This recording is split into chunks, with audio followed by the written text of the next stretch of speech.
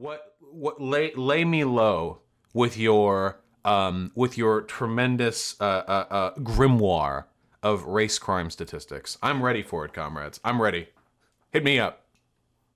I'm not sure if you saw the story posted on my Telegram channel the other day, but it's a very important story that we're going to go through and highlight. And I would ask that you would share this with family and friends. Copy the link and share this with whatever family member or whatever friend that you can think of. Regardless. I never do this, by the way. Should I do this stuff? Hey, guys, we're at the beginning of a YouTube segment, right? YouTube segment. Hey, guys, if you like this video that's probably going to be debunking the JQ or something, share it with your family and friends. Your coworkers, share it to them. Is there a sweetheart you're interested in? Send them this video to test whether or not they agree with Vincent James. Apparently that's a thing people do. All right, there you go. Regardless of political positions, it doesn't matter if they're left, right, or center. It does not matter because the broader portion of society supports the middle class, supports the workers, the backbone of society, as many politicians have told us in the past but never followed up on. What? Okay, so right off the bat, we're getting some like weird right-wing populism here. All right, let's see how this goes. And the reason why I say this is because there were some very interesting documents that were leaked. Amazon, Whole Foods, other corporations that show them admitting that they push for workforce diversity quotas, so on and so forth, because it helps prevent unions. Now, we all know that unions are able to argue for a higher wage. We know this better than anyone else, right? We know that unions together collectively are able to argue for a higher wage. And mass immigration has been the tool. Historically, it's been a tool used by the GOP 80s, 90s to sort of bust up unions because they overwhelmingly voted for Democrats. Do we have these leaked papers? I don't see it. I see stock up on gas masks, subscribe star, get emergency food supply with a 25-year shelf life. They all tend to be the same. I don't see any data on this. Do they specifically say because it prevents unions? Here's a hot question. Why is it that having a diverse workplace tends to make it more difficult to form a union? But now it's become a tool, one of the main tools in the main toolbox of the elites to undercut the middle class of America and keep you enslaved. And these enslaved. Ooh, I'm ready for it. These documents just prove this even further. I mean, we all knew this from the H-1B visa system, right? We all saw how Disney was forcing Americans to train their foreign replacements, otherwise they wouldn't get their severance package. That was one very specific instance that I do not defend, but I actually just got, big brain time. I just got an email today from a hiring manager who gave me a fuck ton of information on H-1 visa systems. Everything that these Nazi dipshits say about them are completely fucking incorrect. I can't show the email because I don't want to dox this guy, but so this is something that they'll say. This is something that Nazbol said to me when I talked to them the other day during that call-in section. They made the argument that, oh, well, okay, you can find data that immigration normally doesn't lower wages for Americans, which is a fact. But what about H-1 visas? We have a STEM crisis, and it's being made worse because we're bringing in these like super cheap H-1B workers instead of like training their domestic, counterparts. But I got this massive fucking info sheet. This is a complete lie. First of all, as to my knowledge, positions have to be open for a given length of time, unfilled by domestic workers, before you can fill them with an H-1B visa worker. Second of all, H-1B visa workers are more expensive to hire than domestic workers are, for a wide variety of reasons. And when people come in on H-1B visas, these aren't like poor fucking Indian peasants who are working for $6 an hour to build applications. These people are paid more. They're paid more than domestic workers are because they had to travel across the fucking planet. For non-FAANG software engineering companies, H-1B contracts are dramatically more expensive than full-time employees. I'll give you a number. I have a redacted contract right now that I'm paying redacted $150 an hour for. My senior full-time developer costs roughly $80 an hour. I looked up some data very quickly to try to corroborate this information, and it was basically true across the board. When people bring in H-1B visa workers to do work here in the States, it's not because they're trying to replace white people. It's not because they're trying to get them for cheap. It's because there aren't people in the country who are filling the job. And I don't know about you guys. I love the United States of America. I don't really like the idea of massive senior tech positions being left unfilled because we're too racist to spend extra money to bring in competent foreign workers to fill those holes. We found out that Microsoft and many corporations in Silicon Valley were doing the same thing. We know that mass immigration is a tool under the guise of... Notice how is non-specificity there? There was one case where people were training their replacements. That's something that happens all the time, though, like across all industries. You guys realize that, like, generally speaking, you want the next people to come in to be, like, informed about the job, right? So you educate your replacements to get your severance package. That's part of your job. I understand that capitalism is cruel, and it is, and I'm not defending capitalism, but think about it, like really think about it for a second. As long as you are working in that job, you are not entitled to a severance package if you are negligent in your work responsibilities, and your final work responsibility will be to make sure the next people coming in know how to do the job. I understand, again, like, I'm not saying this is a humane system, but this is just something that happens under capitalism. You're not going to fix this by getting rid of immigrants. This happens with domestic workers, too. When I worked for a mall as security, I watched people train their replacements. I watched white people train white people to be their replacements. I don't know if no severance package hinged on it or anything, but like, it's just a thing that happens. Of a virtuous goal like diversity is a tool that the elites have been using for quite some time to completely keep the Americans enslaved. Wait, do you mean Americans or do you mean white Americans? Because there are tons of non-white Americans who contribute to the diversity of this workforce. After all, so really think for a second, okay? He was saying like Whole Foods is hiring diverse groups of people to prevent unions. Do you think that Whole Foods is getting H-1B visa workers from foreign countries to stock their shelves? Or do you think they're using Americans in the country of America? Really think about that for a second. He's not saying Americans here, he's saying white. Enslaved and in debt. And so these documents really prove this. We're going to go through the story today. Is this guy a Nazi? Yeah, 100%. Third world people bringing their third world problems. It won't be diverse enough until there are no more white people. They're not elites, they're terrorists. Diversity is a code word for white genocide. The point of diversity is the death of whitey. When elites demand diversity, what they really want is white genocide. Diversity is our strength. Now they know who the R is referring to. Yeah, we know what this is meant to appeal to. So we'll debunk all the claims we can. We're going to talk about unions. We're going to talk once again about how half of construction workers in Texas are illegally here and how wages have been plummeting for the past, I don't know how many decades. Oh, I can't wait. I'm so ready to get to these points. In Los Angeles, the same This thing. is low-hanging fruit? No, it's not. These are literally the points made by pretty much all like Nazbol or like Nazi groups in this country. This is like a compendium of all the arguments that I'm going to need to prepare myself against. How many of them do you think I can respond to with basically no research? Happening. Union membership is on the decline. Wages are on the decline in a bunch of different industries. Whoa. Unions are on the decline. Wages are on the decline. What the fuck does that have to do with immigration? And it's not the agricultural business, as many people would like you to believe. That's a small portion. As a matter of fact, even Pew Research admits that construction is one of the largest industries. Hospitality, the restaurant industry. You think that these are jobs that Americans don't want to do?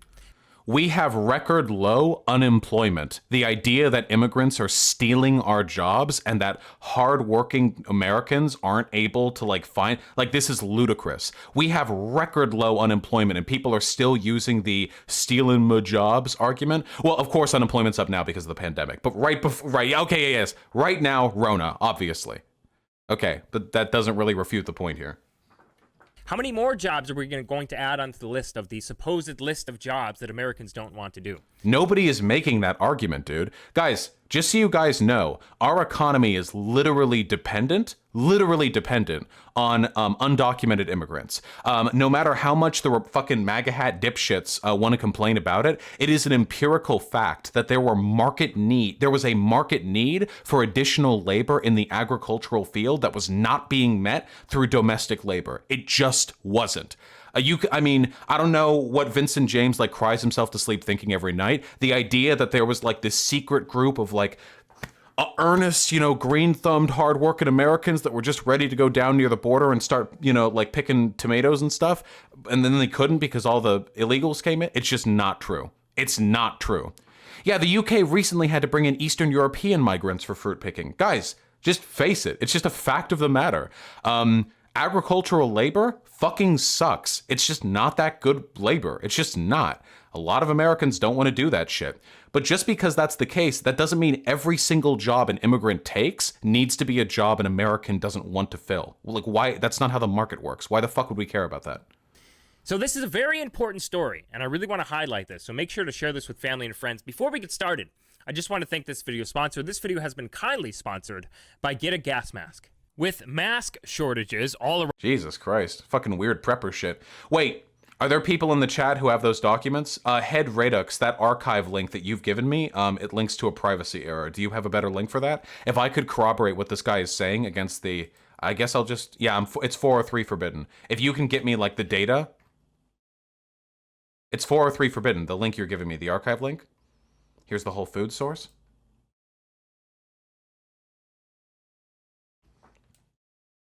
Whole Foods is reportedly using a heat map to track risk of unionization.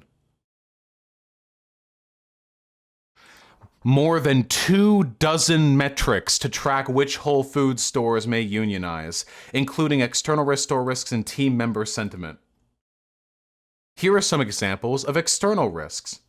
Local union membership size, distance in miles between the store and the closest union, number of charges filed with the National Labor Relations Board alleging labor law violations, and a labor incident tracker. Other external factors, percentage of families within the store's zip code that fall beneath the poverty line. Store risks.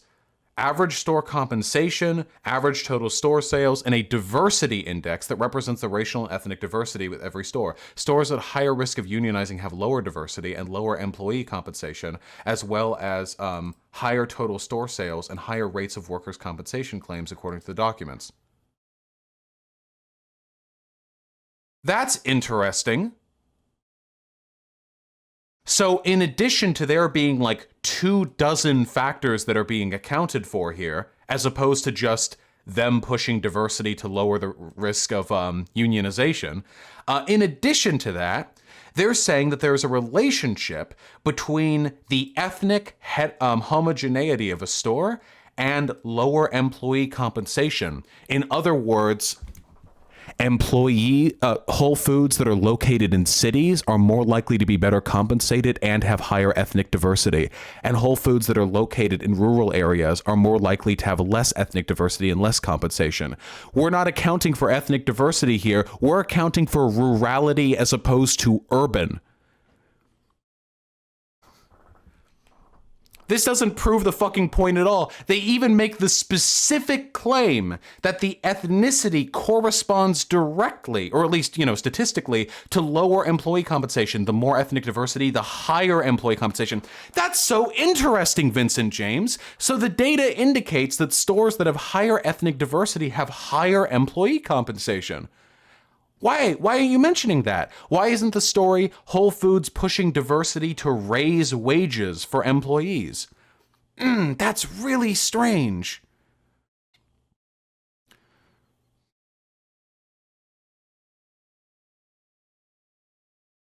I wonder why. Maybe it just doesn't make his point seem as strong.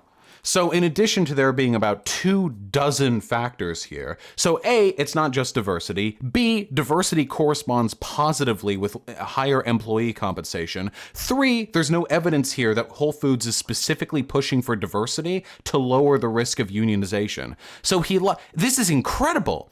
Not only did he misrepresent the information available, but not only does the information when presented flatly actually disprove his point and provide counter arguments that he wouldn't have an answer for, but it's actually wrong in ways that I couldn't have anticipated. That's actually incredible.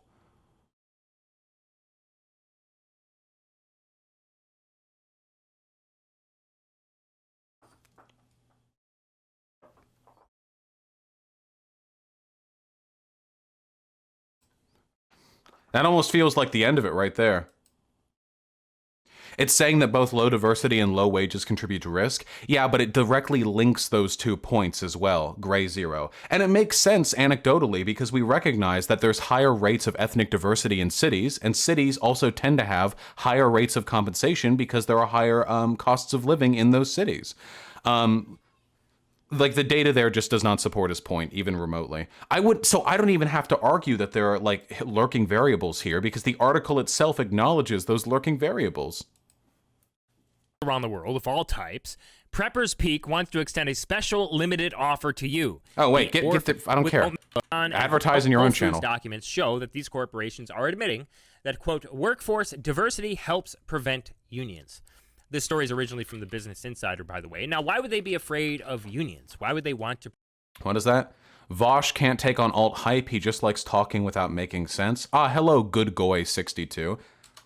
I love talking about Nazi shit, and all of you fucking cockroaches swarm into the comment sections. It's very fun. Alt Hype was the one who was too much of a pussy to debate me, by the way. That dude is a drama whore. He just hounds. You know what's really funny? Do you want to know how pathetic Alt Hype is? After Sean published his video on the bell curve, which corroborated all the evidence on how the bell curve was just a complete shit piece of literature, the Alt Hype quickly pumped out 3 short videos on how Sean was wrong, where he got multiple empirical facts incorrect on the subject of Sean's video, and then they didn't get the attention he wanted, so he had Black Pigeon Speaks rehost them on his channel. He's a little fucking slimy drama whore, and the only reason he made a video on me was in the hopes that a growing, larger content creator would acknowledge him. Prevent unions from forming. Well, it's because unions can argue for a higher wage for their workers. Oh, speaking of the bell curve, hey! The reason why we've seen a lot of corporations lately, a lot of companies, get woke. We've all heard the mantra, get woke, go broke. Do you really think that these... Well, wait. So the mantra, get woke, go broke, is factually incorrect. The reason corporations go woke is because it makes them more money. That's the reason why. That's it. When they appeal to progressive interest, it's because they're trying to diversify their audience base. That's it. These people will say like, go woke, go broke. But then like movies like Captain Marvel make like $13 trillion or whatever. Like there's no relationship here. Mega corporations and these billionaires are pushing a, quote, woke message because they actually want to make a massive societal impact. What woke message? Are we going to talk just in generalities, or are you going to use specifics? Because they want to see true social change and make everyone fair and equal. No leftist has ever... Doesn't H. Bomber Guy literally have a video on this?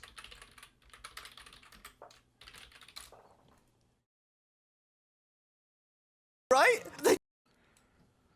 Dude, Vincent, you're so fucking brave, bro. You're pointing out, wow, oh my god, are you being serious right now? Corporations are insincere and profit interested when they push like progressive messaging? Oh my god, Vincent, holy shit. Oh my god, you're blowing my fucking mind right now, Vincent. I can't believe it. Thank you for disseminating this wisdom. Of course, your audience never cared because your audience doesn't care about progressivism. So what is this meant to, do you think like they think our minds are being blown? Of course not. Society at large doesn't matter to them.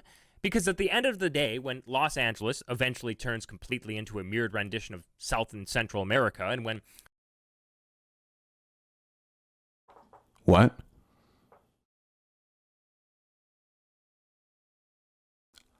I don't know where this fucking hick came from. I lived in Los Angeles 20 years of my life. It is one of the most prosperous, culturally rich, and strong cities on the planet. Crime is down. Investments are up. It is like the idea, it'll turn into a... I mean, what he said... Well, I could interpret that in multiple ways, but what he's saying right there is like, there are going to be a lot of brown people. Like, okay. Silicon Valley turns into basically a mirrored rendition of India, and the streets are burning while Ah, yes. Silicon Valley, the place that I've been to multiple times where basically everyone is white. The only people who are from India are the aforementioned incredibly rare H-1B visa workers who come because white Americans are too fucking stupid to fill basic fucking tech jobs. Dude, it's not, hey, wake up! Vincent, if you want to fix the problem, invest in education, dipshit. The reason why they have to keep going to India is because their education system is better than ours. Hey, you want Whitey to do better? Maybe invest in your own fucking systems. they're sitting up in their ivory towers. It doesn't matter. What the fuck does that mean? Who are we talking about right now? Tech bros? Are we talking about CEOs? Are we talking about like social justice? Who are we talking about? To them, because they'll be able to afford a place, a safe space where they can reside and you can't enter. A safe space where you can reside. What, their mansions? What is the... So, again, I know that his language must be really confusing to you guys because you're not woke to Nazi dipshit speak, but I can translate for you. The argument he's making is that a bunch of corporations are totally okay making a fuck ton of money off of bringing brown people into the country because they don't have to deal with living with brown people because they can live in their gated communities. Except, wait, all the concentrations of wealth in the countries are in cities, and cities are the most culturally diverse parts of our country. Oops. Oops. Uh-oh. I guess you could say they have a safe space like their house? But it's not like all the fucking wealthy tech CEOs are forming like a white ethno state somewhere in Wisconsin where they're living out like the consequences of their immigration policy, which is, by the way, not their immigration policy. Immigration policy is put into law by Congress, not by fucking CEOs. What is the relationship here? Does this guy realize? Like, he's talking about big business here. He's talking about the relationship between profit and immigration. You do realize that immigration law is dictated by elected representatives, right? Like what? You think fucking Jeff Bezos walks into the floor of Congress and like slams an article down and he's like, we need more brown people so I can make more money. And then Congress just passes it? Or do you think it's probably a much more complicated relationship of a fuck ton of economic factors? Because the moment that you venture off into their gated white communities, you will be removed by force. With a... What?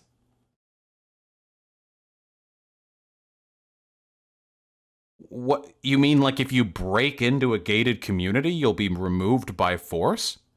I guess?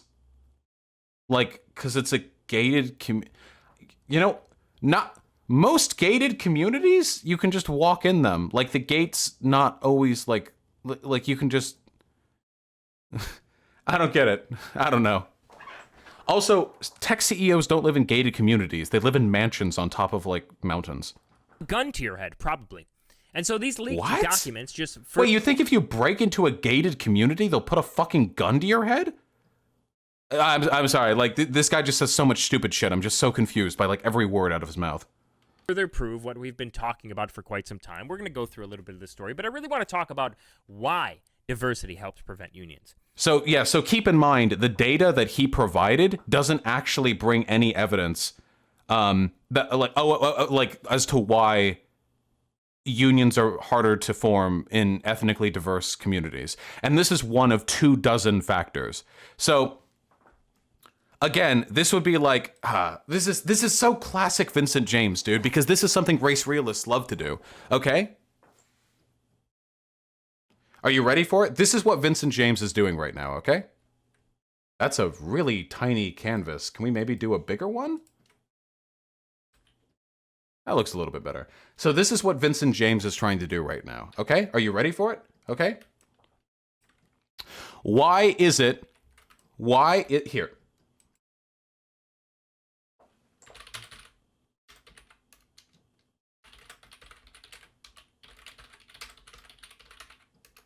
Why do black children do worse in school? Okay, that's the question we're going to answer. It's statistically the case. So let's try and find out, okay? We're going to find out. Okay, watch.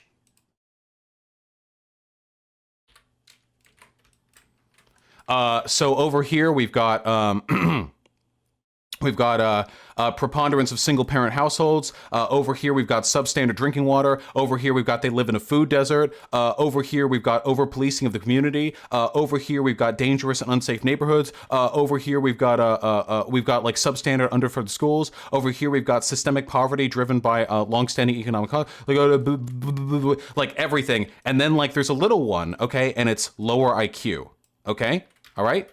Because that probably does factor in. And then Vincent James looks at this, and this could be like a giant document written out by sociologists or something, and he would ignore all of this. And then he would make a video entitled, "Why do black children do worse in school? They just have lower IQ." Except he's ignoring the text inside of the little IQ bubble, where I'm not going to be able to type this out because it's going to be really... There we go. Oh, yeah. No, that's not going to... Yeah, we're just going to have to imagine, okay? He's ignoring the little text inside of the bubble where it says, caused by other factors, such as substandard schooling, single-parent households, over-policing, lead and water, and so on and so forth.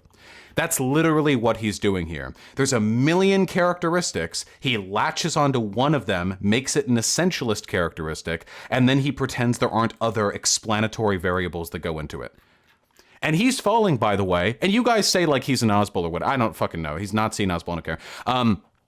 What's interesting to me, this is the exact same trick that idiot racist union leaders fell for back during the turn of the 20th century. These mouth-breathing numbskulls. We should secure better wages for our workers, not those blacks. And then, when it came time to strike, all the fucking white workers would strike, and the black folk wouldn't. Because they're not in the fucking union. Why would they strike? They have no incentive. Why? So the racism of the early union leaders actually prevented the efficaciousness of a lot of early communal labor activity. Specifically because they were racist. And that's exactly what's happening here. So it says here, leaked internal documents from Amazon-owned Whole Foods reveal the company rates their stores using a, quote, diversity index, and determine the threat of unionization is higher at stores with lower diversity. Mm-hmm. Whole Foods is keeping an eye on stores at risk of unionizing. Oh, look at that. Oh, I was about to ask, is he just reading from this article somebody linked me in chat?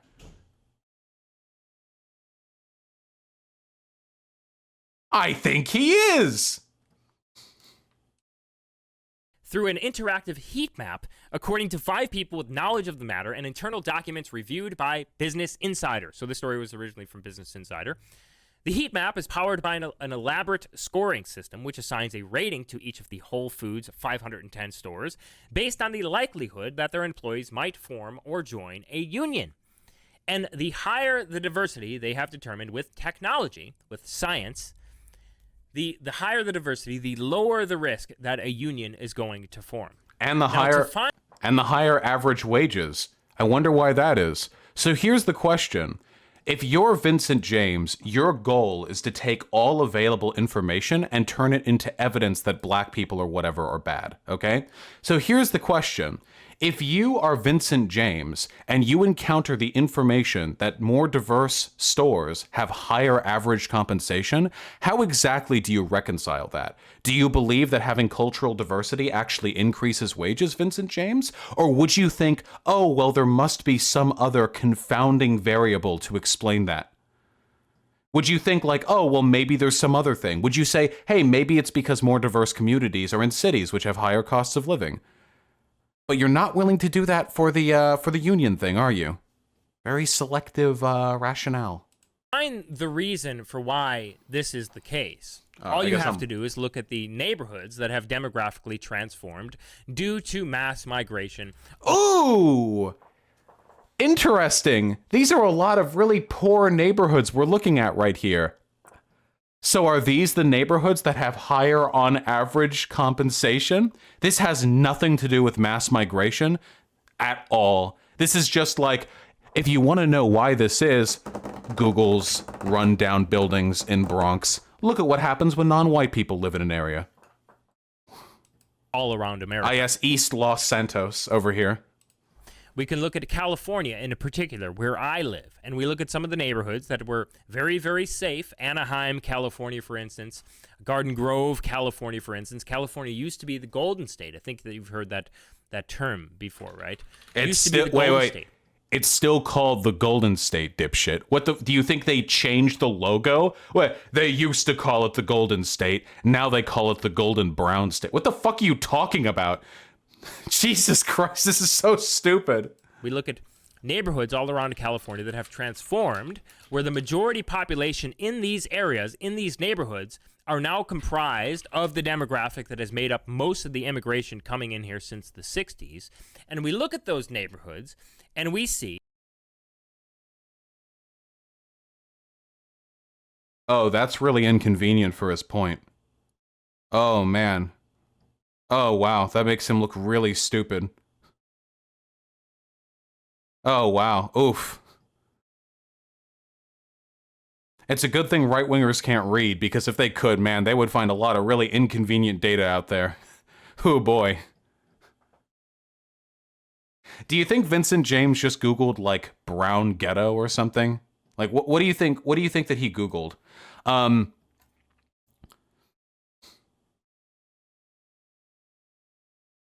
Yeah, brown people dumb, rundown city. I mean, we've got East Los Santos here, so, like, I don't know what exactly we've got.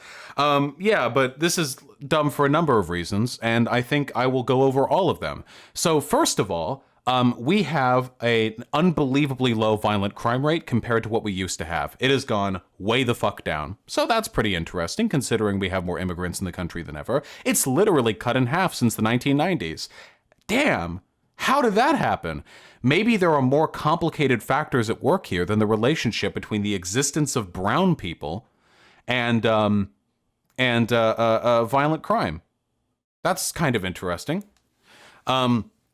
Additionally, it is undeniable that immigration sometimes increases crime in a neighborhood. That's just a fact of the matter.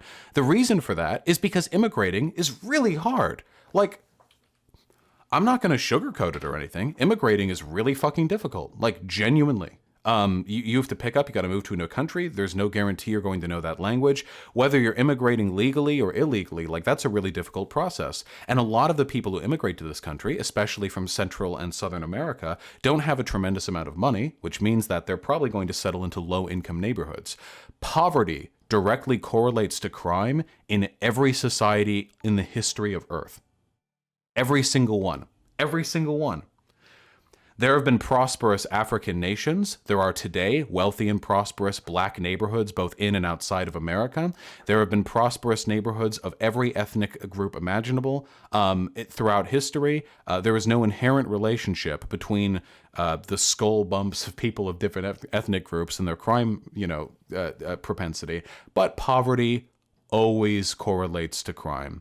Not just poverty and income inequality. That's a big one. Income inequality directly leads to an increase in crime. Poverty directly leads to an increase in crime. Right now, we are going through a hyper-liberalization of our society, and income inequality is at a record high. In spite of that, our crime rate, at least violently speaking, is really, really low. So there are a lot of really complicated multivariate factors that go into stuff like this. What Vincent James is doing right now is he found an article where Whole Foods said that there are 24 or so factors that factor into whether or not there's a high likelihood of unionization in a neighborhood, one of which is ethnic homogeneity, meaning the more diverse it is, the less likely they are to unionize. And he is now going on a tangent about how mass immigration leads to poor and violent neighborhoods. Like, this is a complete non sequitur. But it does tell, his fans what they want to hear, which is black and brown people bad. I know this is a little late, but the diversity hurting unionization rates argument, you can take a look at this study. Ooh. Oh, is this research data? Oh. From Sci-Hub, too. Oh, wait, is it not gonna... No, it has to load. Comrade Yamada, you wouldn't do this to me, would you? You wouldn't give me a broken link, would you? Comrade Yamada, I've never been this disappointed in my life.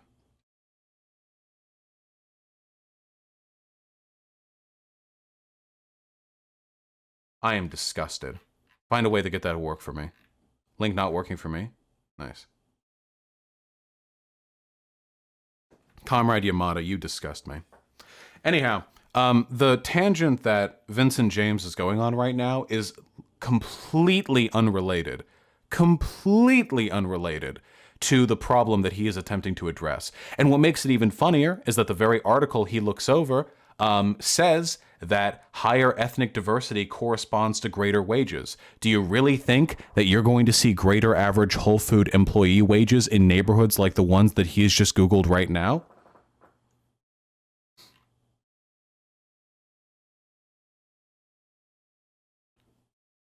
This is the article that he's using from the far-right website Information Liberation. It's got lots of fun stuff. The squad gets squashed. Anti-AOC stuff. Banal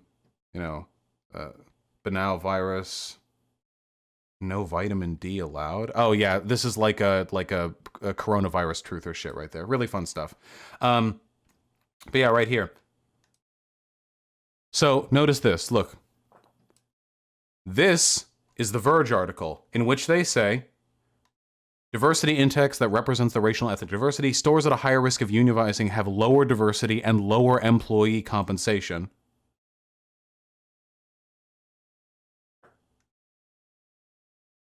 They don't bold that part. I wonder if they don't want people to think about that part specifically. Like they don't finish the sentence or the clause, they just stop it right there. I'm actually surprised. When I compared, I was actually really expecting them to like ... it right there, you know?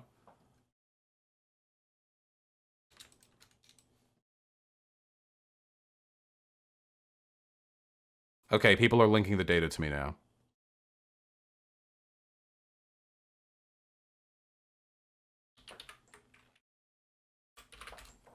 You don't need to link anymore, guys. I've got it. Thank you, Sci-Hub.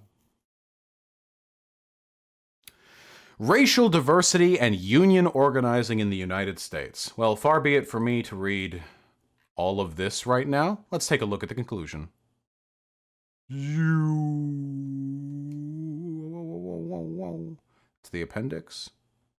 Discussion. Kind of a fat discussion right there, but we can take a look.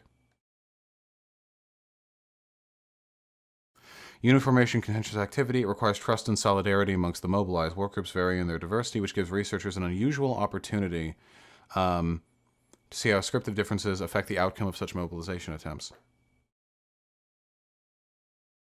This study has shown that, in line with such beliefs, bargaining units that actually form are less diverse than bargaining units that try to form. Yet I have also shown that, when given the chance to express their preferences at election, more diverse groups opt for unions. Ooh, that's really interesting. So more diverse groups are more likely to advocate for and try to form unions, but the less diverse ones are the ones that actually get them made. I wonder what social force might be affecting the cohesion of the more diverse groups to prevent them from actually forming unions. I wonder if it's the exact same social force that's preventing it for the past 200 years.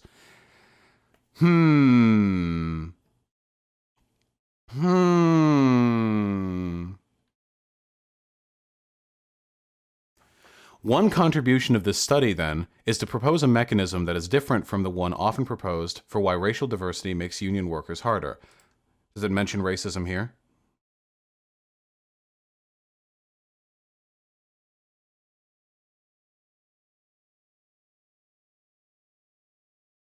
Okay. Prior writing cross-racial.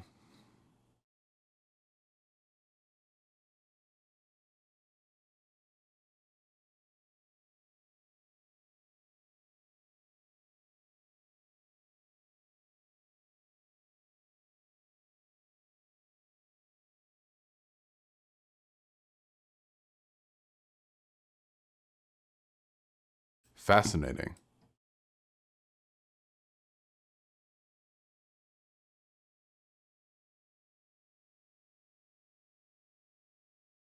Do some employees become more willing to violate, or do some employers become more willing to violate the law as their workplace becomes peopled by disadvantaged social groups? Or do worsening employment conditions cause more advantaged social groups to seek opportunities elsewhere, leaving positions to be filled by the less advantaged?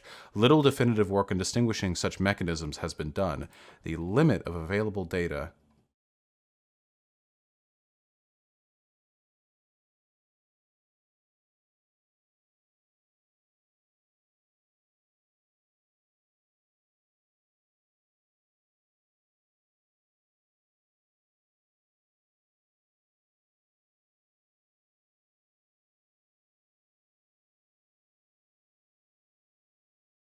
It doesn't seem like the researchers here are comfortable providing a concrete answer to the proposed issue. The strange dichotomy between more diverse workplaces being more willing to unionize, but less diverse workplaces actually unionizing.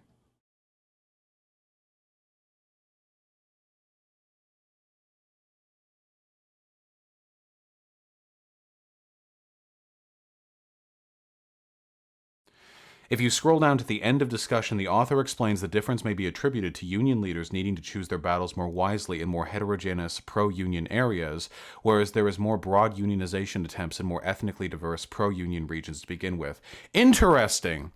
So one of the reasons then, as proposed by the study, is that there is a greater culture of unionization in areas that are more ethnically homogeneous. Like, for example, the Rust Belt. Areas that have had like a strong historical pattern of unionization are also not like especially diverse ones. And these also tend to be like comparatively rural areas, which means they're not going to have the greater degree of ethnic diversity. Cities don't tend to have a strong pattern of unionization because cities have typified into service economy jobs these days. And service economy jobs tend not to bring about unionization efforts in the same way that manufacturing jobs have. Interesting. So overall, support for unions is greater amongst diverse communities, which makes sense because more diverse communities are more likely to be Democrats, and Democrats tend to support union rights far more than Republicans. But unions tend to actually form more often in other areas. At absolutely no point across this article do they suggest that there is some intrinsic inability for people of different ethnic groups to work together. Though probably this was commissioned by the Jews, so like obviously, they wouldn't say that outright. This is the thing that really bugs me about Nazis.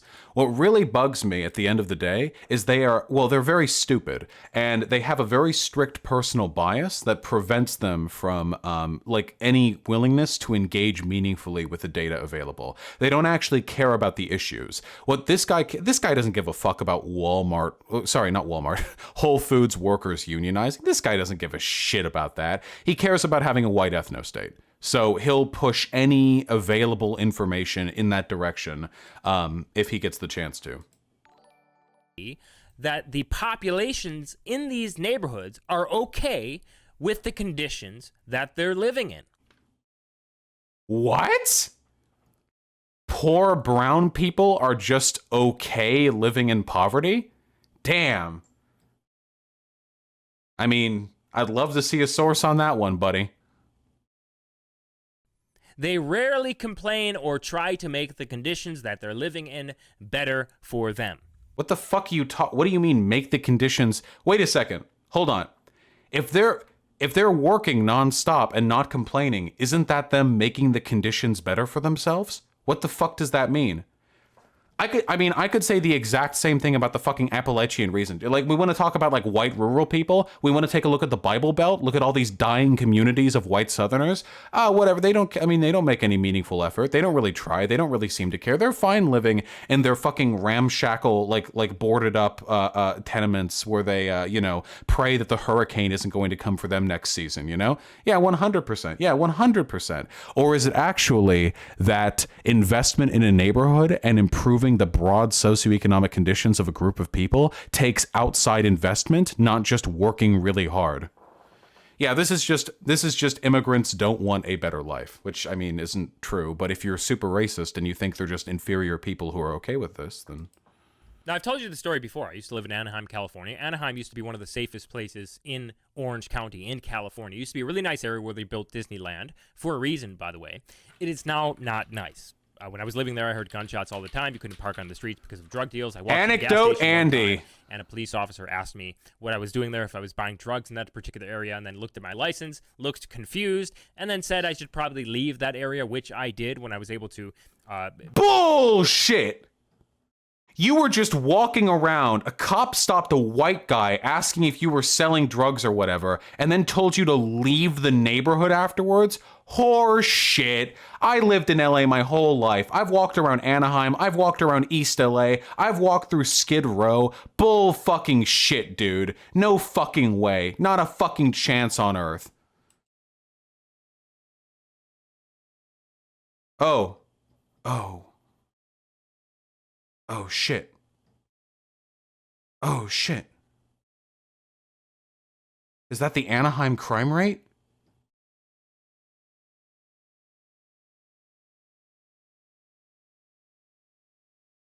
They don't keep data going further back, unfortunately.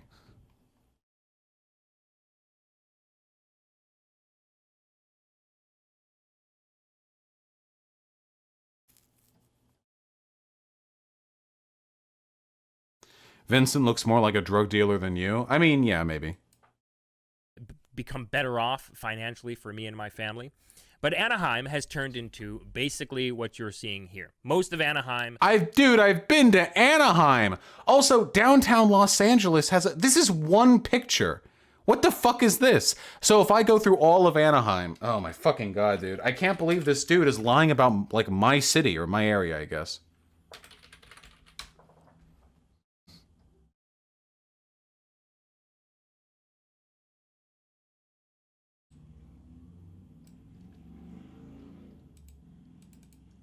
Get me in. Get me in. Do it. How do you do it? Activate. Dude, where's the street view? Give me. California is my city, motherfucker.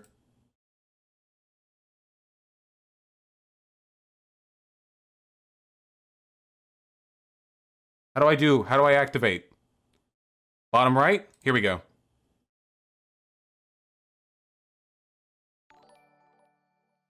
Whoa. Wow, it just looks like every other Californian town.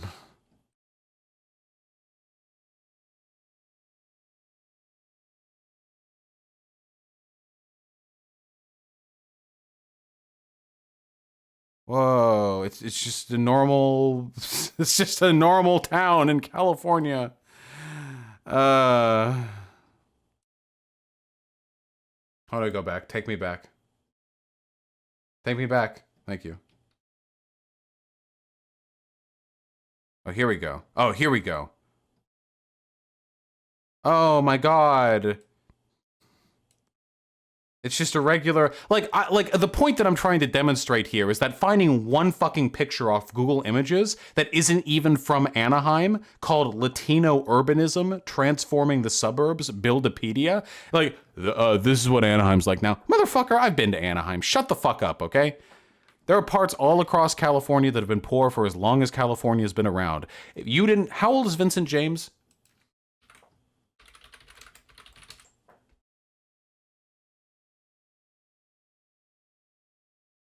Can't be much older than like 30, right?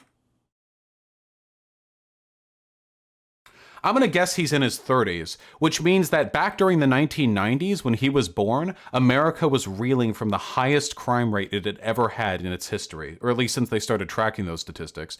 So yeah, like, no, crime is down. Anaheim is different from what it used to be, but it is not this crime-riddled shithole. And finding one picture of people fucking putting shirts up on a chain link fence is not an argument that Anaheim... What is the argument? That Anaheim's immigration makes it bad and immigrants don't care about having good things, and that if immigrants are in businesses, they also don't care about having good things? Resembles this in some form or fashion. And so the reason why these corporations know, but they won't tell you this, why these corporations know that the higher the diversity index, the more that they push for diversity quotas in their Wait. Why the fuck would they tell you this? They don't tell you about the other 23 factors that go into the risk of unionization. They don't tell you like what the businesses know, but they won't tell you is that the more poor families there are in that zip code, the more likely it is that. What the fuck do you mean? They don't tell you any. They're not obligated to tell you. And also, you haven't provided any evidence that they were specifically trying to make their communities more diverse to prevent unionization. No, you have not provided that information. The less likely that people are going to complain, the less likely that people are going to become susceptible to unionization. And except, apparently, diverse areas have a higher interest in unionization. Wouldn't that mean that diverse communities actually have a greater propensity towards trying to improve their workplace situation? So much data that doesn't correlate to what I'm saying. In this article, if we go on in this article, there's actually a video here where Amazon has fired employees for criticizing warehouse conditions. You see, slavery hasn't ended. Slavery hasn't ended. Do you think that we've ended slavery, that we fought a civil war to end? You're so fucking edgy, dude. Is this guy a Nazbol or just a Nazi? Does anyone know? Does he want a proletarian revolution? Because I'm not going to listen to somebody who just wants class collaboration between a white proletariat and white capitalists to talk to me about how everyone's slaves because of big business. But he's not a Nazbol. Like, he doesn't believe in a proletarian revolution. Okay, then yeah, shut the fuck up, dude. You're doing the same shit. And slavery hasn't ended. As a matter of fact, I would argue, and I know that this is probably a controversial point, but hear me out. I'm ready. I don't condone slavery in any form or fashion. Is he going to say modern day Amazon warehouse wage slavery is worse than chattel slavery? But I would argue that if you look at the financial cost of raising someone from a child, feeding them, housing them, clothing them, versus the $3 an hour that people are getting for working in food processing plants in some instances and on fields and farms, I would argue that financially adjusted for inflation. Now, while there was some violence that was happening, like I said, we don't condone some violence. You know, there may have been this, but I would argue that financially, house, place to live, clothing, food, raising people from a child, I would argue that financially there was probably a better situation on the financial side than the financial situation of today. Yeah, I mean,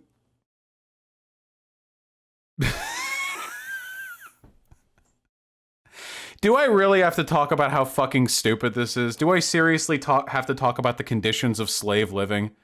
Do I actually have to do this? Yeah, this is the argument that this is literally the argument they made to defend slavery. That white people were the noble patricians of black people. That we sponsored their livelihood. That the black was too stupid and infantile to make their way about the world in the harsh, cruel, like laissez-faire capitalist system. So it was actually for their own good that they were kept as chattel slaves. That's literally a pro-slavery argument. It was in fact one of the most common pro-slavery arguments back in the day. We basically have imported a slave class. Not basically, we have imported a slave class. Wait. We were just talking about Amazon work. Wait, weren't we just talking about Amazon workers? Is every Amazon worker like a Mexican? What are we talking about right now? I never know what the fuck these people are talking about. You know what's really funny? This is why debates with these guys are so unproductive. The reason they're deliberately vague in their videos is because they don't actually want you to examine their arguments. They get offended when you ask them to clarify. Have you ever noticed that? Like with my debates with like Sargon or whatever, like if you ask like, hey, what do you mean by that? They think it's a debate tactic. They think like, hey, what specifically do you mean when you say we've imported slaves? Which group of people are you referring to? Are you saying white people aren't subject to this wage slavery? And they get angry at you because they think that's like a sneaky leftist debate tactic. Yeah, like you're breaking the rules, dude. I thought debate was where we just rattled off our broader like fucking beliefs and feelings and opinions and didn't corroborate it with any kind of like premise conclusion like formalized logic. And we continue to import a slave class. And even at the highest skilled... Oh, by the way, if you ever want to respond to this argument, hey guys, so first of all, there are like 14 different types of immigrants, okay? So if we say we're importing a slave class, that means we're talking about legal immigrants, okay? Legal immigrants in the United States of America, on average, do pretty well. America, legal immigrant average household income. Real median income for immigrants.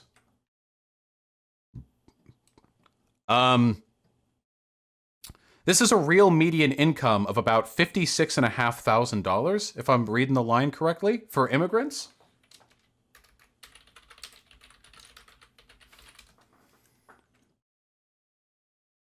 Which is almost double the average American median income.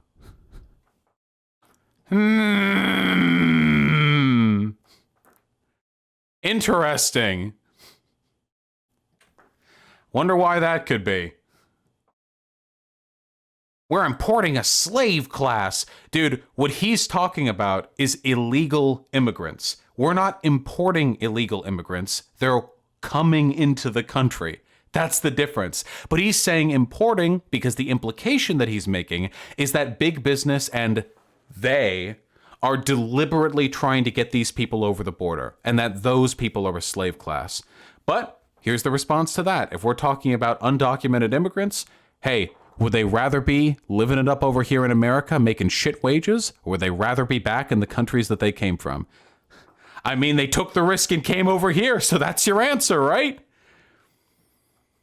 It's not exactly easy to walk into the United States. You got to think about it. It's not really just like a daytime trip. You got to really commit to the process. Get yourself a fake SSN if you want to be paid over the table. It's a big process. And honestly, they're treated like shit over here, which really indicates how poorly they're treated elsewhere. Levels, we continue to import a slave class. And even at the highest skilled levels, we continue to import a slave class. Here's the video. Wait, is everyone a slave class? Wait, is everyone a I thought he was talking about illegal immigrants. Who the fuck is he talking about? At the highest levels? What does he mean like the Indian H-1B visa workers who come from the highest caste of their home country, who come over here and make $200,000 a year? Is that being a slave? I mean, I agree wage slavery is bad no matter how much you're making, but is that slavery? I don't really know, my dude. Video from Amazon talking about how this is from a news outlet talking about how Amazon fired employees who criticized warehouse conditions. Take a listen. And recently that crew had lent its support to warehouse workers around the U.S. who'd been advocating for better working conditions. Now, Amazon in a statement saying, we support every employee's right to criticize their employer's working conditions, but that does not come with blanket immunity against any and all internal policies. We terminated these employees for repeatedly violating internal policies. That pertains to the first couple of corporate employees that you mentioned. Now, if you are a liberal, what the fuck did that have to do with immigration or diversity? Quote unquote, or left-leaning, or progressive, or a market socialist, whatever the case may be. And don't group me in. If you're a liberal, or a progressive, or a market socialist, or an anarchist, or a Passat, I don't know. If you're left of Hitler, you say that you are a proponent of the worker, and you advocate... Wait, liberals aren't a proponent of the worker. God damn it. They're so fucking dumb. For a higher wage, the fight for 15. And you are pro-unions as well, but also always try to find an argument on why mass immigration is good for America. And a lot of weird conflation going on here. So yeah, notice how we've watched so many videos on this. Are there any right-winger Nazi types or whatever who ever just say immigration? They never say it. They only say mass immigration. They never just say immigration. What the fuck does mass immigration mean? Our immigration rate right now is lower than it has been in 20 years. What do you mean? What do you mean mass immigration? Yeah, they're trying to make it sound scary. Or it's dichotomous. It's like mass immigration as opposed to sensible immigration, which is when we only import people from Denmark, England, and Wales, you know? Good for the American worker and good for the economy. All of which are factually true. Again, if anyone looks, you can type !doc in the chat. The factual argument for immigration helping the wages of the American people, in addition to helping our economy, are settled. It is a done deal. No economists argue this. Really important to remember, no economists argue this. Nobody argues this. It's just done. The math is settled. You, my friend, are a hypocrite and a liar. Damn. And it's time to get honest, because even Bernie Sanders railed against mass immigration, was vehemently against amnesty programs, and was certainly against the H-1B visa system, the H-1... He used to be against amnesty programs. I'm pretty sure that he is pro-amnesty program now. Like, that would have been back in the 90s, right? I don't know what, like, are you a Bernie Sanders fan here? Like, I disagree with him on his populist protectionist policies. be scam. That both the Democratic and Republican parties are owned lock, stock, and barrel by corporate America and special interests, including in the amnesty legislation, socio-ethnic-centric interest groups, who really have He was against a very specific bill because he said it was a form of slavery. Yeah, okay, fine.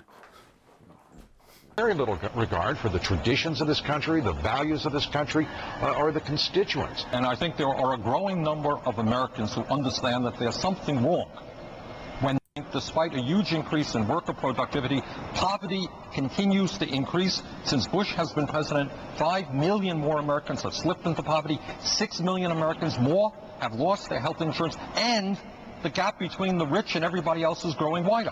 So that gets us to the immigration issue. If poverty is increasing and if wages are going down, I don't know why we need millions of people to be coming into this country as guest workers who will work for lower wages than American workers and drive wages down even lower than they are right now.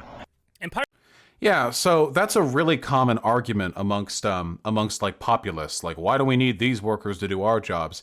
But new data has come out since then. Like, as chat just spammed in the bottom left down there. I don't know if Bernie Sanders is aware of the change in like understanding on this particular issue. I don't know if Bernie Sanders is just like a hardline, like old school protectionist and that he's not going to be moved on this. I don't know if it's more because he's specifically interested in appealing to the interests of of like the Rust Belt and like other groups like that. I can't really speak to his personal interests, but the data on this is settled. Part of what Bernie was talking about there, when Bernie used to be honest, of course, about economics and about mass immigration, was... Oh, interesting. So he was honest back then, but then he changed his mind and now he's dishonest. Oh, that's very strange. That's so weird. Now he's dishonest, and also all of the economic, minds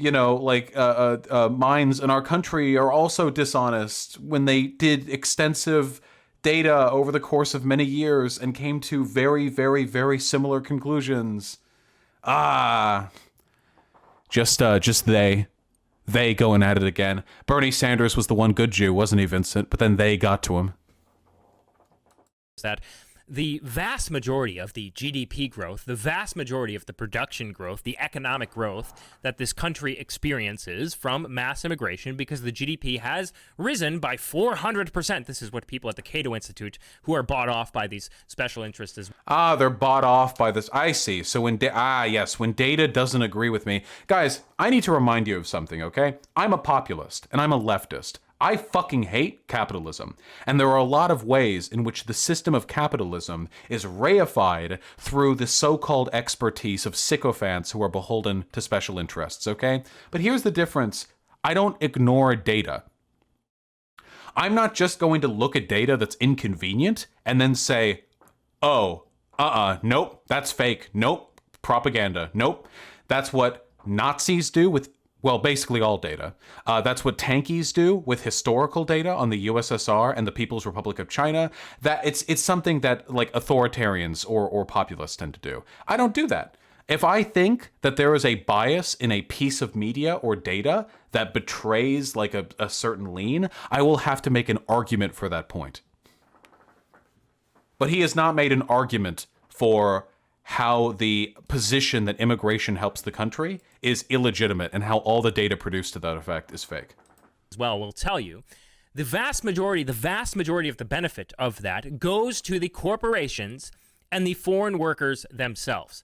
There is a No. Foreign workers have comparable wages to United States citizens. So, no. Like, generally speaking. The idea that, like, the wealth of this country is being sucked up by H-1B visa workers? The fuck are you talking about? Oh, yeah. Wait, hold on.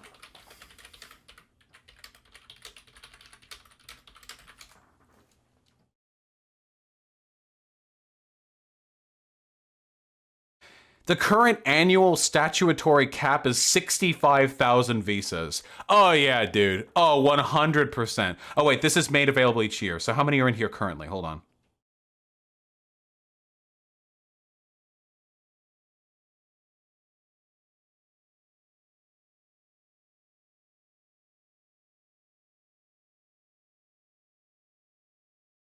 Wait, where can you find the data on how many are in here right now? Shouldn't that be readily available?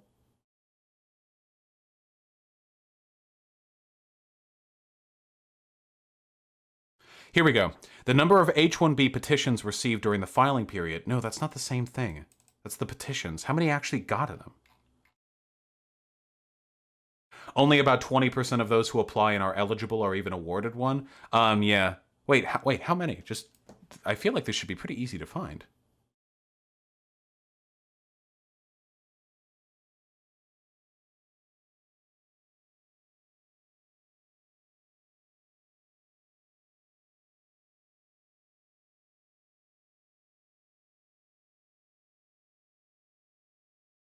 Guys, do H-1B, I want to make sure I don't have this confused with anything else. Do H-1B visas reset every year? So every year you have to reapply for an H-1B visa? If that's the case, then the 65,000 cap would be the upper limit of how many can be in the country at a time, right? No? They can be rolled over for multiple years? If you lose your job, you lose your visa? Okay, then wait, then how many are in the country? Does anyone have any data?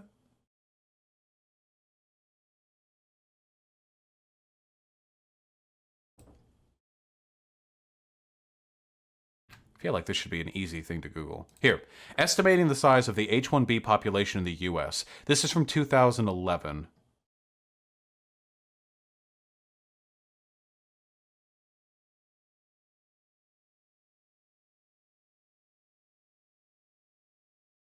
I have 1,000 more viewers than Destiny right now. That's nice.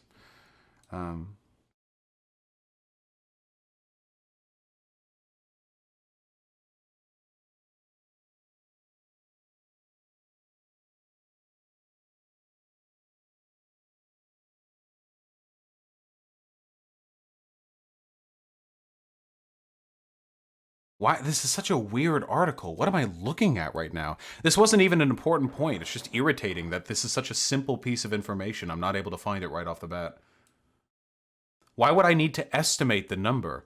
Why can't I just see? Ballpark estimate of 650,000 H-1B workers?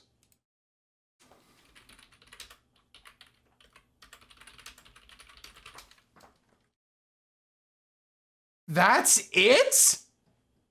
Wait, so H-1B workers, on average, only make this much more than the average United States citizen? That's it? These are the people who are siphoning the wealth from the rest of the country? This is middle class. In some cities, this is like barely middle class. This is so low for high-skilled work. Well, not all high-skilled work is going to be like super high-tech Silicon Valley tech job stuff. Sometimes it can also be like nurse or technicians or other kind of stuff like that. Yeah, these are the people who are siphoning the wealth from the United States of America.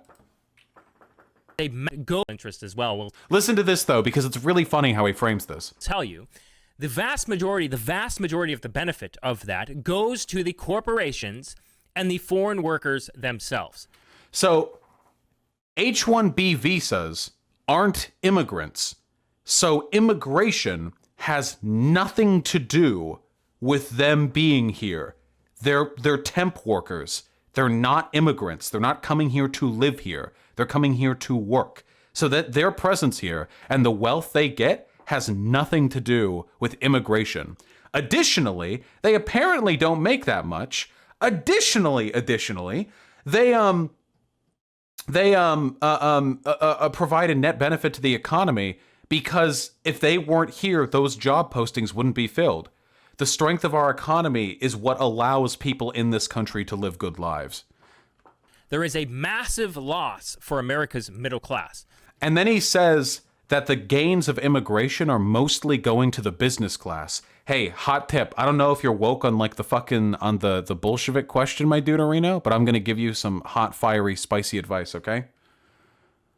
That's all labor, not just immigrant labor. Fucking idiot. Oh yeah, dude. Non-immigrant labor is equally distributed amongst the population. Immigrant labor, that's what goes right up to the business class. What the fuck are you talking about?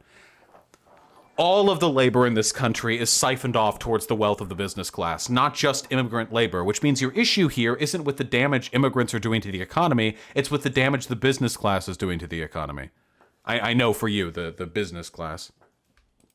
Now, honest economists have looked at this and have told the Honest economists. Want to cite any names there? truth. They have been threatened by their academic peers. They've been threatened. Oh, the drama, you little fucking queen. Jesus Christ.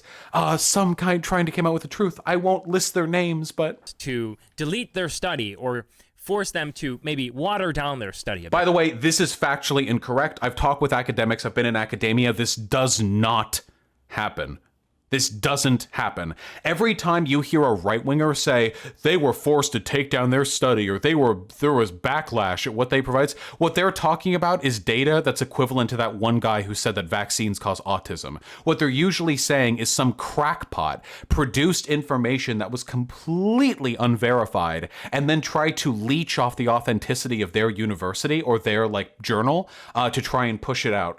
And that there was backlash because they were abusing their authority as an academic. This anytime you say they were targeted for their truth, what you know that their truth was bullshit. It's not actually truth. In reality, academia actually fucking loves dissenting opinions. The more dissenting opinions there are in a field, the more incentivization there is to produce research in that field. That's how it works. But George Borjas, for instance, did not. He went on and told the truth, and he showed this. Borjas agrees that illegal immigration is either a net neutral or possibly a positive for the United States. On a very simple graph, that there is a $500 billion loss to native workers because of mass immigration in the short run versus a $500 billion gain to the corporations. The corporations who are the only ones... I'm sorry. Wait. I'm sorry. I've read this study. Ooh... Oh no, Vincent, why would you do that, man? Why would you lie? Why would you lie about the study I've read? I of course forget the title of the study, so if I could... Does anyone know this is a famous study? Does anyone have that data?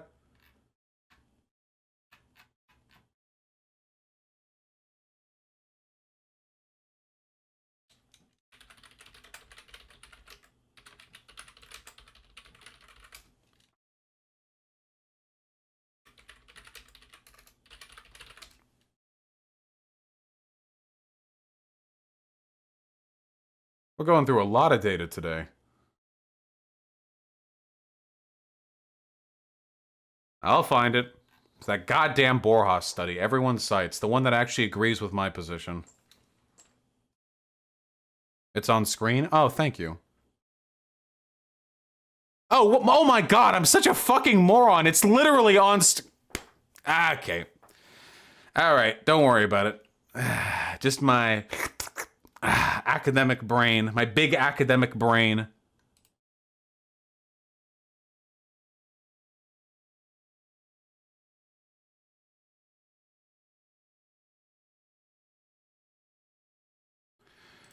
All right.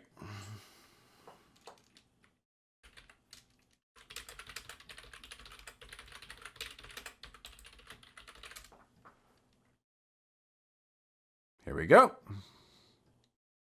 Download full text PDF complimentary. How nice.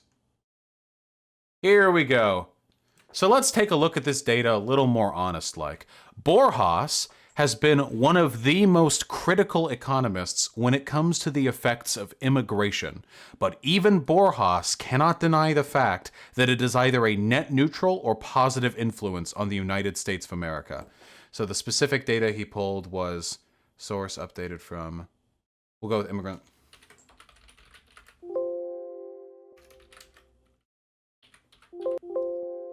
Is there nothing in here entitled immigrant surplus? Let me see if I can find a chart.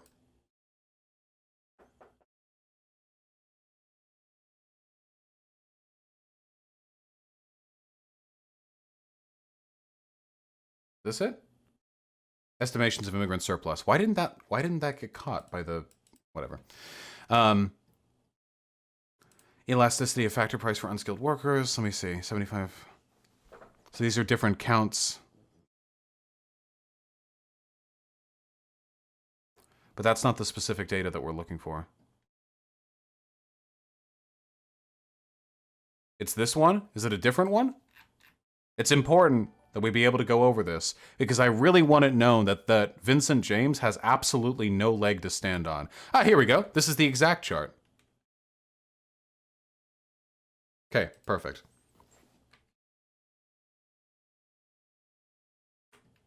The immigrant surplus. For fuck's sake, why the fuck are you talking about 25-year-old data? Because Borjas is the economist that... this is funny for so many levels to me. First of all, Borjas was not kicked out of the economist profession for publishing this data. Did you hear the way Vincent James framed this? Like, the truth seekers were exiled from the academic tribe. No. Borjas is one of the most respected economists in American history. So there's that. Second of all, the data that, well, we can read it ourselves. Receiving countries typically welcome immigrants for a simple reason. They perceive that immigrants generate an overall benefit for natives. If this perception were different, if it were believed that immigrants were made natives worse off, I suspect that the open doors would quickly close.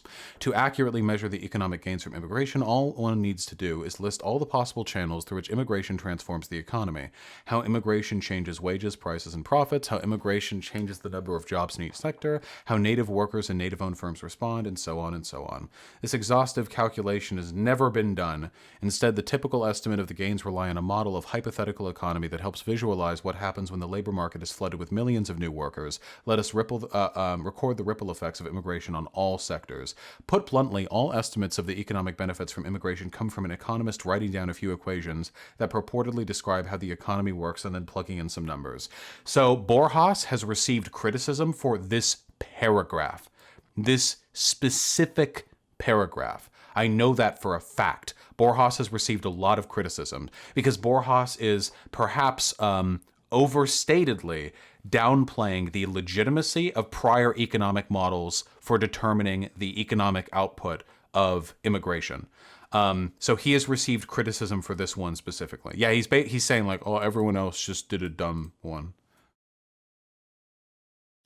One important lesson from this theory-based exercise is that the textbook model of the labor market, the model that describes the common-sense laws of supply and demand, indeed predicts that immigrant participation in the productive life of our economy increases the aggregate wealth of the native population.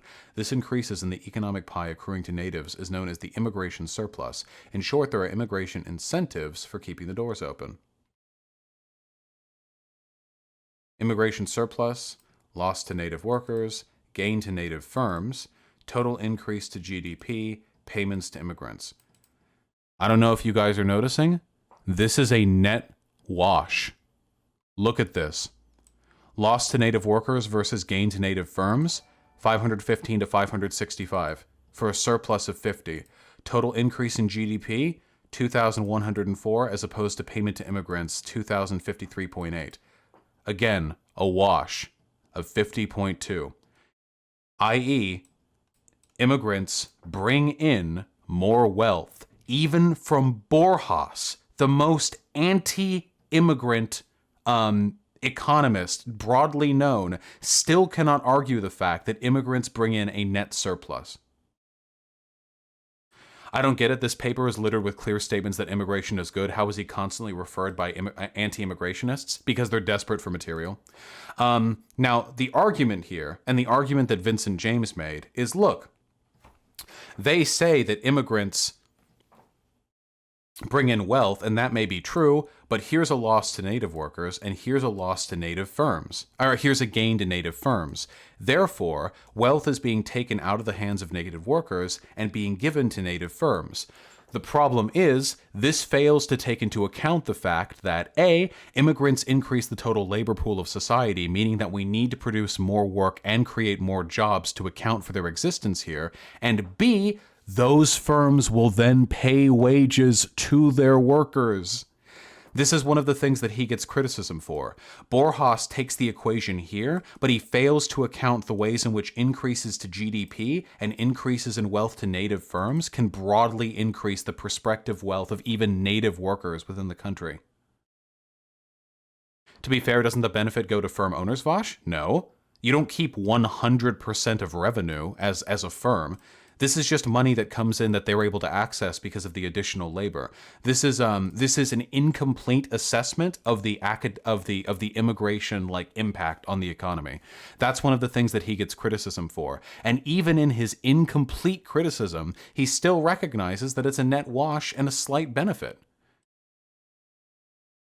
So Vincent James' characterization of this study is framed on the same mistake that Borjas has been widely criticized for. The idea that increases in wealth to GDP and increases in wealth to native firms are only stopping halfway through the equation, and you're not accounting for how this wealth and the additional labor pool can disseminate wealth to the broader population. That's the main issue.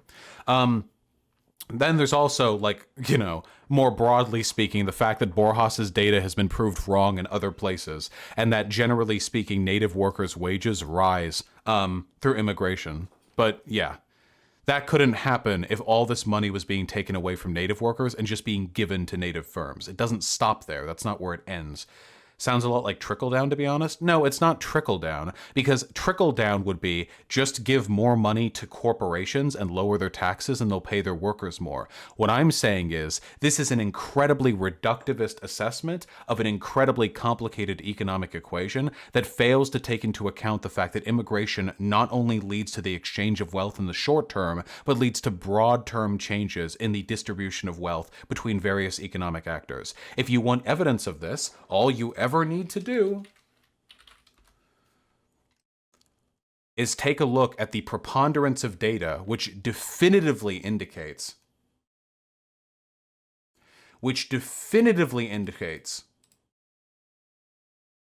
again with this shit?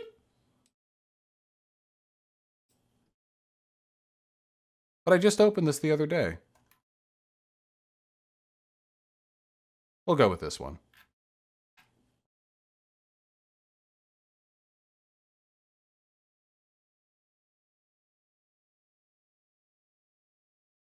There we go. Definitively indicates that native workers' wages on average rise due to immigration. That's that. I mean, that's it. That's the end of it. If more data comes out, we can discuss more data, but with the data we have available, that's it. It's done. We've found it out. We've solved it.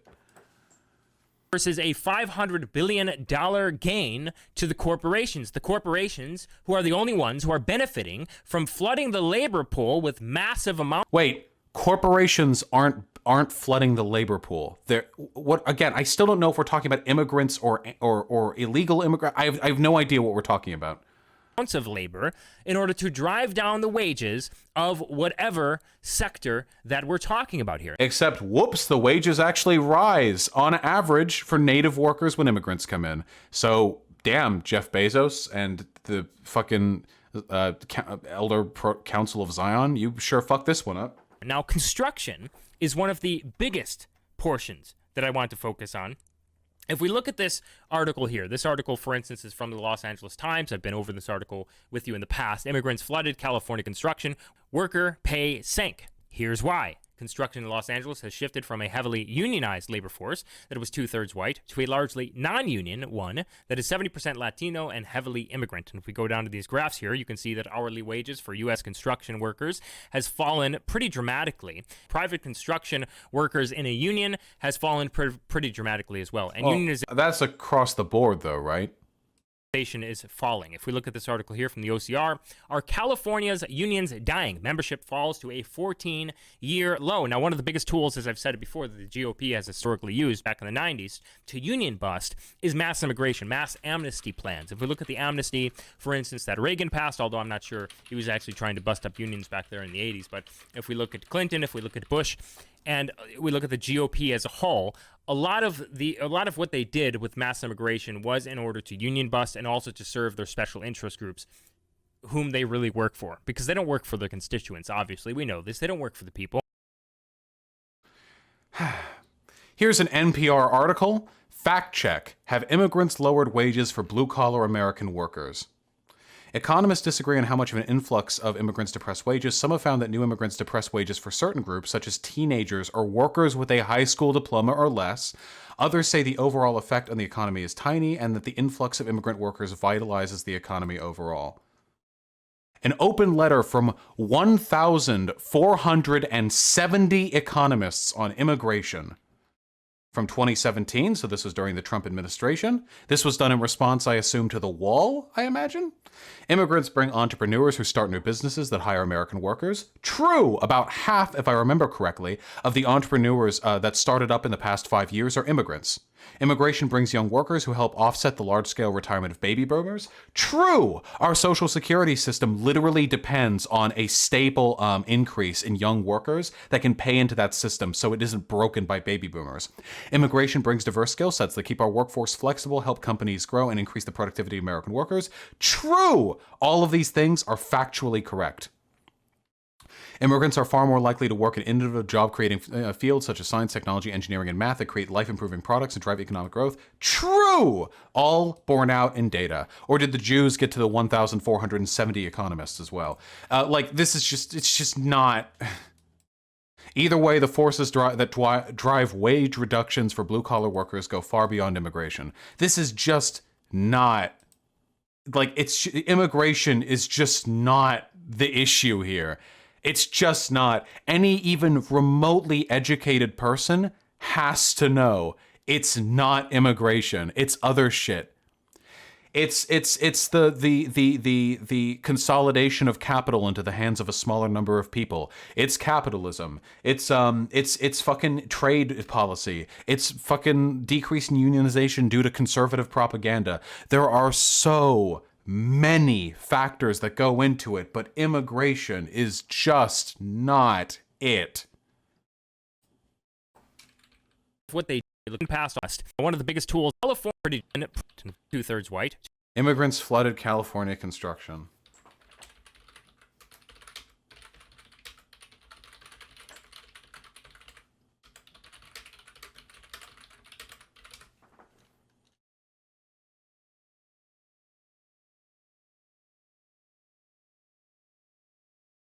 Is this an op-ed, or was this done by a like a correspondent?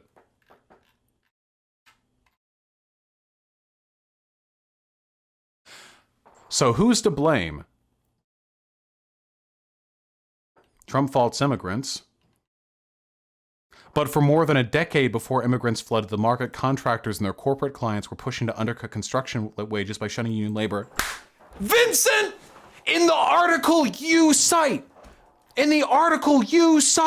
immigrants flooded California construction, worker pay sank, here's why. The fucking article is like, hey guys, it wasn't immigration, seriously, it was anti-union propaganda. It was undercutting by businessmen. Damn, dude! In the article you cite, you're so fucking stupid. Holy shit, you are so fucking dumb. It is incredible to me that there hasn't been some sort of catastrophic synapse misfire in your brain. Just some your IQ is so low, even the fucking innate processes of your body haven't decomposed is astonishing to me. How your heart hasn't forgotten to beat is a miracle that you should put into your fucking grimoire, okay? And have it be known. Unions dying. Yes. back there in the 80s. But if we look at Clinton, if we look at Bush, and we look at the GOP as a whole, a lot of what they did with mass immigration was in order to union bust and also to serve their special interest groups. Oh, wait, any proof of that? Can you find any proof whatsoever of immigration policy being specifically dictated around union busting and about special interest groups? Immigration just benefits the economy. Like, there's no reason to not want more immigrants in. The only people who don't want immigrants in are usually racists. That's it. But our government, up until recently, has usually been on the ball enough to prioritize economic growth over racism. If you want to talk about what killed the unions, stupid motherfuckers like you are what killed the unions. You're a conservative, right? You're a Trump fan. I know you are. You motherfuckers are the ones who don't give a shit about worker unions in the slightest. You're the ones who fucking bow down to this propaganda. That's why the data shows more ethnically diverse communities are more likely to want to unionize.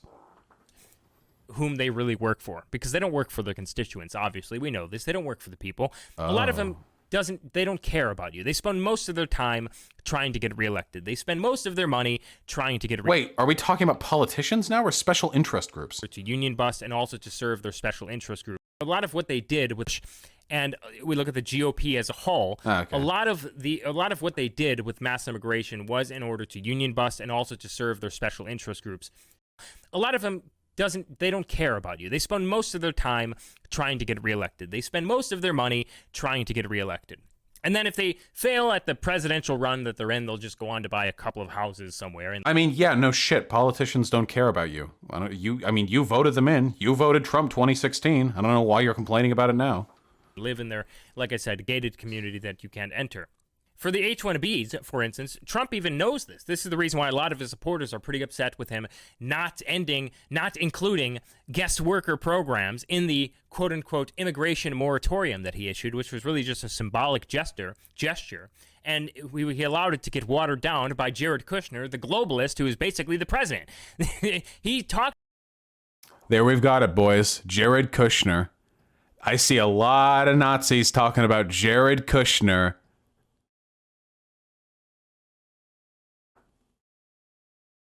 About this in a debate with Marco Rubio back in 2015. This is a clip from CNN. Take a look at this. This is about H-1Bs.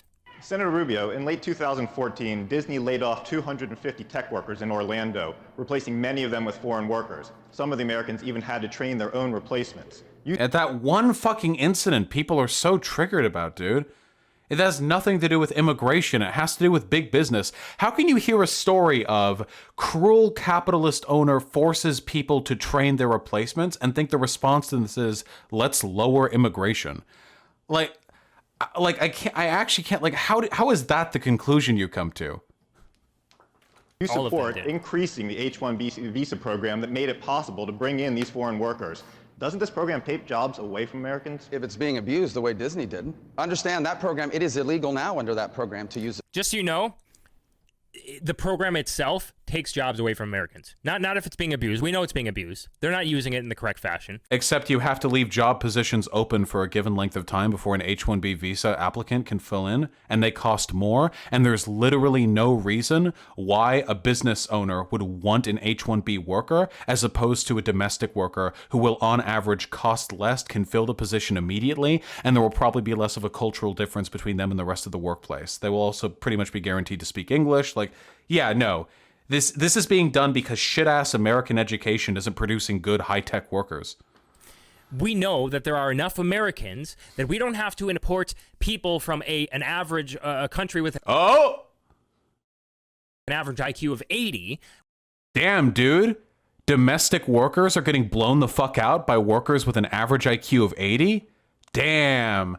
That's interesting. I'm not that anti-white, but I mean, maybe Vincent James over here feeling a little bit of that. I don't know if he's a big fan of blacked.com. Maybe he's a big fan of Blacked Raw, Maybe he likes it extra hard like that. Because the reason those positions are being filled from H-1B visa workers is because Americans are too fucking stupid to do it. I can read out the email that I got. I'm going to do more research on this because I know that in an argument with a Nazi, I'm pretty much guaranteed to be right anyway, because these motherfuckers make a mockery of research. But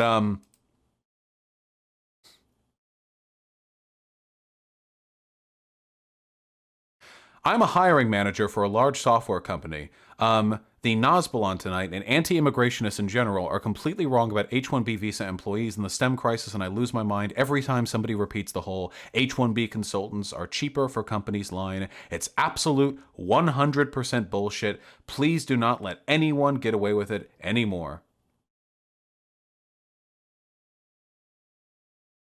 The STEM crisis is misrepresented. The problem isn't a lack of STEM candidates, but rather a lack of skilled STEM candidates. I've had job postings open for months before they were filled, but by H-1B contractors. This problem is a weird issue, so allow me to unpack.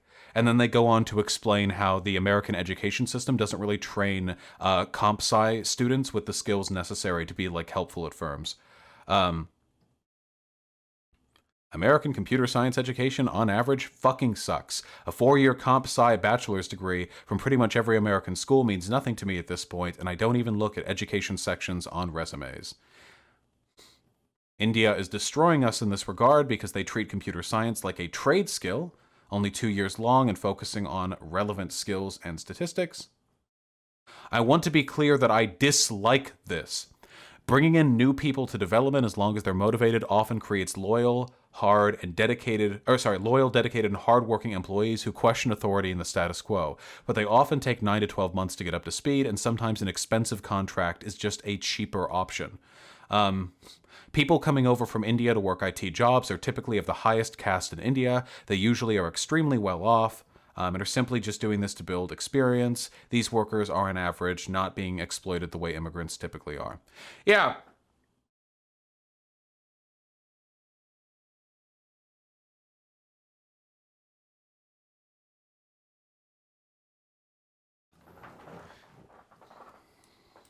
We don't need to import people from India to fill Silicon Valley jobs. Except we do. Sorry, the 79 IQ Americans are just not capable of doing this work.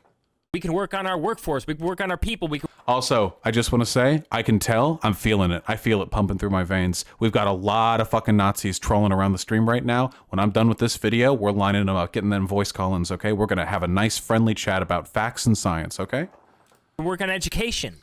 We can do a lot of different things. And honestly, wait, that's a great idea. People, we can work on education. Yeah.